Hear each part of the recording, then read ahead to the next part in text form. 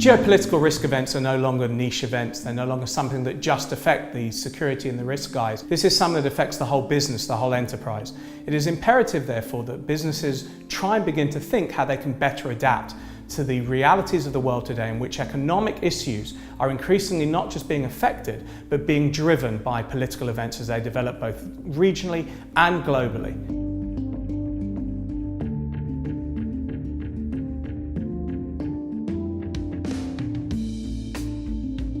Time and time again, the way in which companies are organised, the way in which they assess risk, and most importantly, how risk is communicated all across the business, has not adapted to the realities that we face today.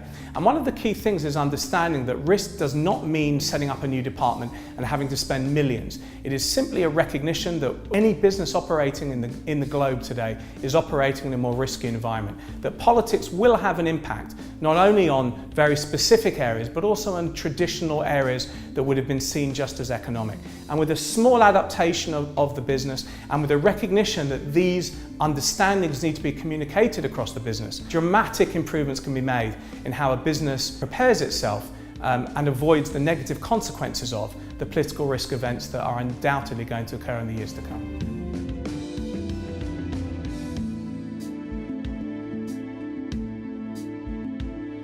If an organisation is using risk models that are the ones they were using 10 or 15 years ago, frankly, they're not assessing the risk. What has happened in the last few years is that the weighting of many of these risk factors has changed.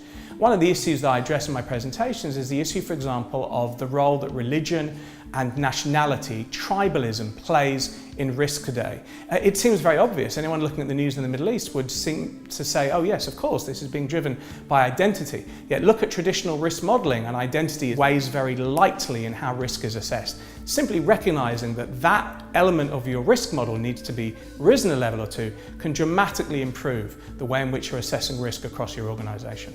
As with traditional economic issues, the better informed you are, the better decision maker you will be. And this applies as much, if not more so, to political risk as it does to traditional economic factors.